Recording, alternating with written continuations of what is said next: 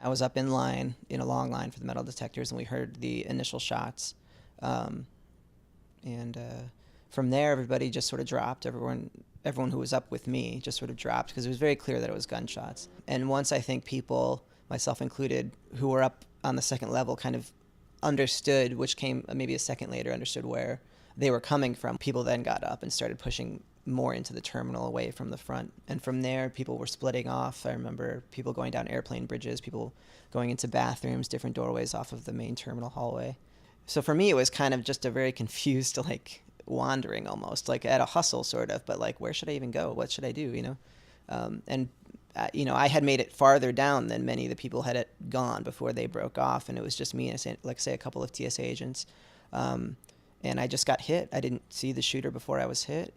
The initial experience is like a massive impact. Like, that's the best way to describe it, I think, is it just this massive impact that just instantly took me off my feet. Like someone took a bat and just swung it as hard as they could at your legs, like to just dropped. It wasn't like a pinpoint kind of experience. It was just like an impact. And that's when I looked back, and I just have this snapshot image of the shooter in my mind. And actually, I don't remember seeing the gun.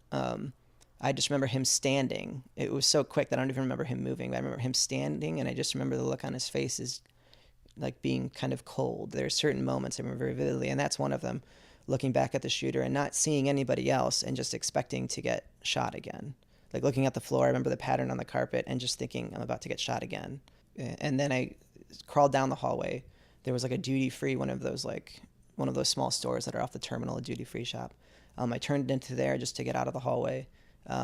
Continued kind of past the register and back to like a storeroom that was behind towards the back of the shop. Crawled in there, closed the door. And that's when I first like really took stock of my leg, and it was bleeding badly and it was really deformed. And that's when it started to hurt also instantly. I started hearing more voices. I started hearing multiple male voices, which I assumed was the police. And at that point I was still bleeding, although it had slowed. And I was just afraid that no one would find me back there and that I might pass out or something. So after hearing the voices, I crawled back out. And at that point, like I say, it was hurting a lot, and I couldn't crawl like I had to get into the room. When I first saw the police and that it was police, and first had that interaction with them from while I was laying on the floor, like I say, half exposed from behind that counter, they saw me and patted me down, saw that I wasn't a shooter. I would say at that moment, I thought I'd probably be okay. I'd get out of there. Are you mad at I'm the not. guy?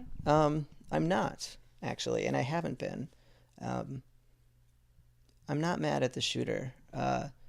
He's obviously disturbed. I don't know in what way specifically, but you would have to be disturbed. You would have to be unstable in some way in order to make these kinds of choices. I am angry that instability wasn't addressed sooner, maybe, that he, again, I don't know the exact details of his situation, but that maybe he didn't have the resources he might have had, that, again, people didn't identify this in him earlier on. And then also mad that he was able to get a weapon like the one he had, especially given his condition.